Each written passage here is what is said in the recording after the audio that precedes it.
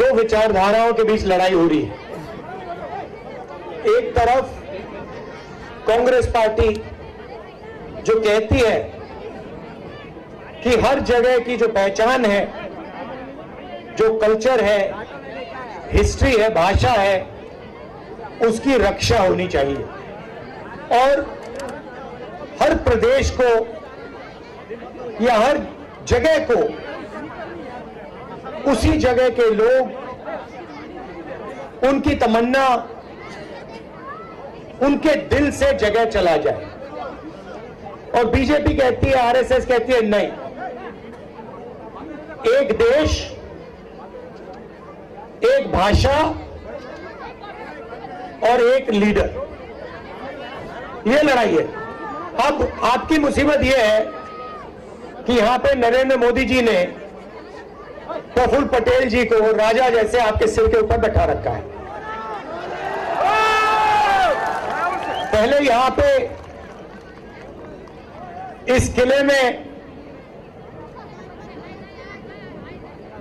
राजा बैठते होते थे, अब वैसे ही प्रफुल्ल पटेल यहां के एडमिनिस्ट्रेटर नहीं है, वो यहां के राजा हैं, राजा किंग। और राजा को दिल्ली से बैठाया गया है और राजा को कहा गया है कि तुम राजा हो, तुम्हें जो भी करना है तुम कर सकते हो। घर तोड़ने घर तोड़ दो, लोगों को तंग करना है तंग करो, जो भी करना है खुली छूट है, दिल खोल के करो। और प्रफुल्ल पटेल जी यहां के राजा जो मन में आता है वो करते रहते हैं, आप लोगों को तंग करते रहते हैं। अब आप सोच रहे हो कि नहीं भाई ये तो हमारे साथ हो रहा है सिर्फ, मगर ये पूरे देश में हो रहा है।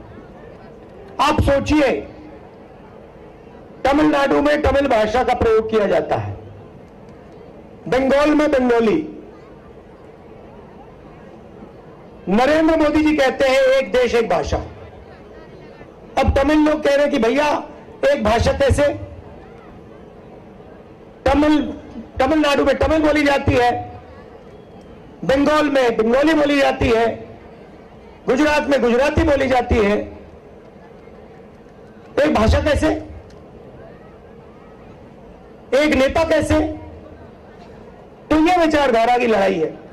और अगर हम नींव की बात करें, फाउंडेशन की बात करें, तो फर्क यह है कि हम संविधान की रक्षा कर रहे हैं, कॉन्स्टिट्यूशन की रक्षा कर रहे हैं, और जो हिंदुस्तान को कॉन्स्टिट्यूशन ने, संविधान ने दिया, उसकी रक्षा हम कर रहे हैं।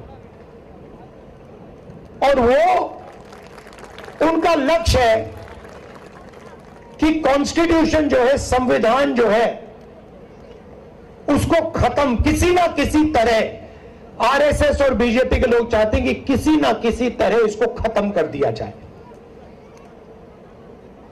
संविधान से क्या क्या निकला मैं आपको बताता हूं। सबसे पहले संविधान कहता है कि हिंदुस्तान के सब लोगों को एक जैसा अधिकार मिलना चाहिए। संविधान आपको वोट देता है, लोकतंत्र देता है।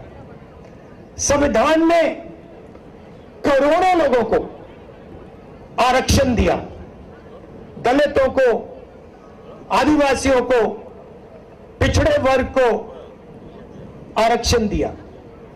अब नरेंद्र मोदी जी और आरएसएस क्या चाहते हैं कि जैसे पहले राज हुआ करता था, जैसे यहां पे आपके प्रफुल्ल पटेल हैं, उनका जनता से कुछ लेना देना नहीं ना। आप कुछ भी कह लो, देखो ना, आप कुछ भी कह लो, आप उनके घर जाओ और कहो देखिए हमें ये चाहिए, प्रफुल्ल पटेल जी आपको कहेंगे देखो गेट आउट, मेरे घर से बाहर निकलो, तुम्हारी कोई यहां पे लेना देना नहीं है, मैं यहां का राजा हूं, जनता जो भी चाहे कोई फर्क नहीं पड़ता, मैं यहां अगर आ जाऊं, मैं किंग हूं, मैं जो करना चाहता हूं करूंगा। जो यहां पे आपके प्रफुल्ल पटेल जी कर रहे हैं, वो दिल्ली में नरेंद्र मोदी कर रहे हैं। वो एक ही सिस्टम है।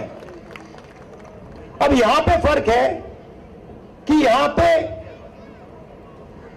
उनको बैठा रखा है और उनका जो है प्रफुल्ल पटेल जी है, उनका नरेंद्र मोदी जी जितना कंट्रोल नहीं है। नरेंद्र मोदी जी के पास क्या है मैं बताता हूं आपको। CBI, ED, income tax, police, सारे के सारे जो संस्थाएं, हिंदुस्तान की जो संस्थाएं जो कॉन्स्टिट्यूशन से निकली,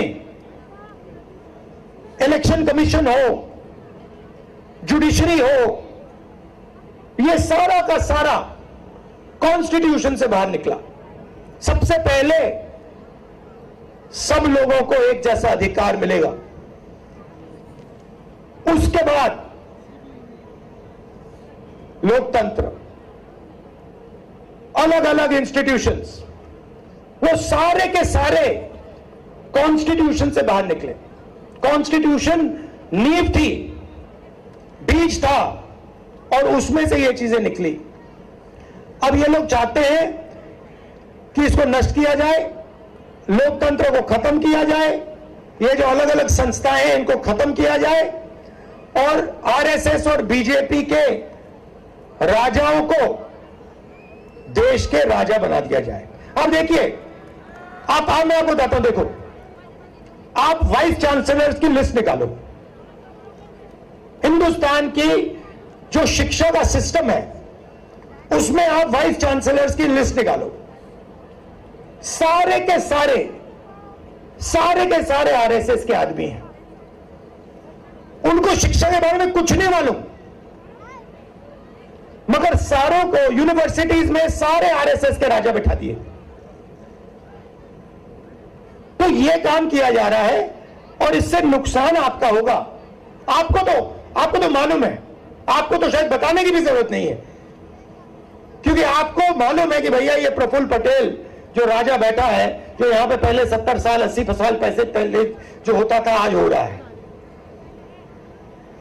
मगर मैं ये देश को समझाने की कोशिश कर रहा हूं कि भैया ये प्रफुल्ल पटेल इन्होंने यहां बैठा रखे, बाकी देश में भी ये यही करने जा रहे हैं। आज आरएसएस के जो चीफ है उनका बयान आता है कि हम रिजर्वेशन के खिलाफ नहीं है। अरे इन्होंने ही पहले स्टेटमेंट दिया था कि रिजर्वेशन के खिलाफ है। जो भी